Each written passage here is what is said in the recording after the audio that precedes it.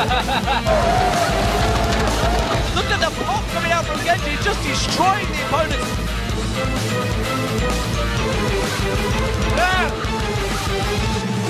The tower goes down, the inhibitors are dropping, and SK Gaming are just romping the way to victory.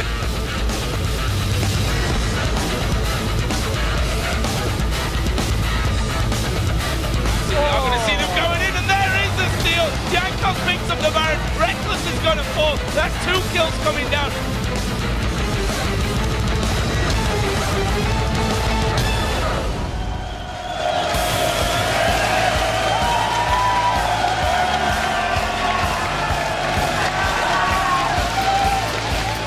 Welcome everyone to week 5 of the European League of Legends Championship Series, coming to you live from our studio in Cologne, Germany. I'm Joe Miller, and joining me here at the caster desk is Martin Deficio Lunge. Thank you, Joe. It's going to be another huge week for the European teams as they fight for the top positions in the standings. But before we get into those matches, let's take a look back at some of the top news stories from last week, starting off with the North American LCS. We saw XDG picking up a nice victory over Dignitas, but Evil Geniuses continue to struggle. Yeah, EG is still trying to find their playstyle. They have some very action-packed games with a lot of early aggression, but once they get to the team fights, things are kind of falling apart for them. Yeah. TSM, on the other hand, they just keep winning. They're led by Bjergsen, who's doing well on every single champion he played so far. But we also have to mention the rest of TSM. We have Dyrus who's looking great, and the odd one who's constantly helping the lanes when needed.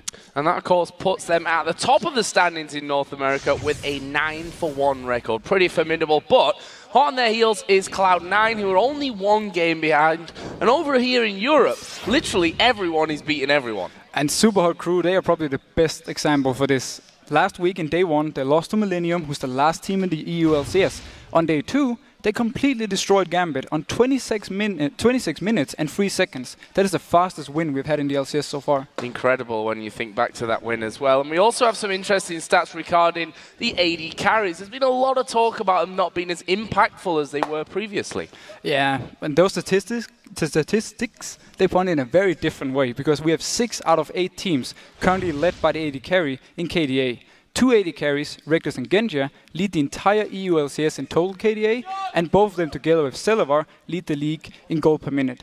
And we also have we have to touch on the fall of Fnatic while we're on the topic of Reckless here, because they started with 7 wins in a row, but have since lost 3 on the bounce. So my question to you is, what is wrong with Fnatic right now?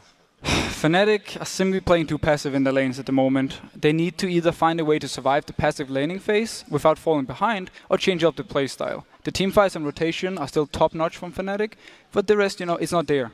But we have to remember, they have lost to Gambit, Rocket, and Alliance who played like a perfect game. So let's not panic too much yet. No panicking just yet, because it is only 3 losses against 3 of the top teams around, that's for sure. So let's take a look at where the teams are in the standings. Once again, everything is amazingly close, just like we like it here in Europe. First place is that 3-way tie with Rocket, Fnatic, and Gambit all on 7 wins and 3 losses. And they're followed by a 4-way tie for 4th between Alliance, Copenhagen Wolves, SK Gaming, and Super Hot Crew, who are all 4 for 6. And competing in the last spot of the table, we have Millennium with 3 wins and 7 losses. And that brings us to this week's action. So let's have a look at today's matches. We start off the day with another round in the El Clasico matchup as SK Gaming face off against Fnatic. And we'll follow that with the Copenhagen Wolves and the Super Hot Crew looking to get the better of each other and move out of the bottom half of the table. Then Rocket will try to hold on to their first place as they take on Alliance. And our 4th game of the day will be Gambit taking on Millennium, that really needs to get some points on the board. And after those LCS games, the European Challenger Series has a best-of-3 battle for 3rd place as Tick, Trick and Duck take on Meet Your Makers. And then on Friday, we have the Challenger Series final coming to a head as Ninjas in Pyjamas face off against Cloud9 Eclipse live on our stage right here in Cologne.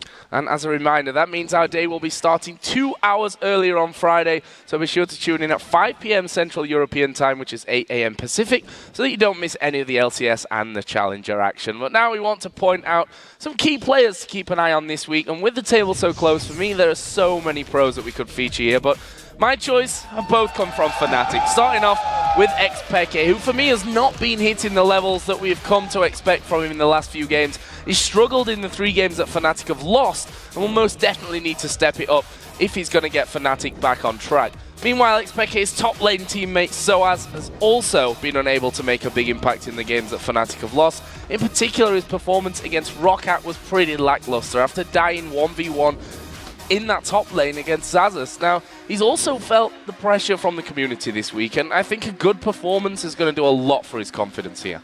Yeah, but I've decided to pick 3 players who all have the same impact for their teams. When they do well, the team is winning.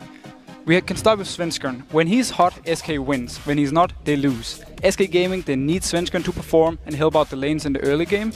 He's a bit of a hit and miss player, with 11 deaths in their wins, but 30 deaths in their losses. I believe, though, he has the skills to be a top jungler in Europe, if he can be more consistent.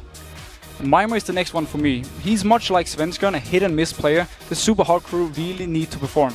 He's the front line of Super Hot crew's teamfights, and Mr. Rales he won't be able to carry without Mimir pulling all the attention. He's been playing better and better lately, but he needs to really keep improving. Still having a bit of issues with his champion pool. We've only really seen him on Renekton and Dr. Mundo. Froggen for me is the last player though. He is pretty much the leader and shot caller of Alliance. Whenever he performs, they win the games. The numbers, they speak for themselves. He has 8.83 KDA when winning and 1.85 KDA when losing.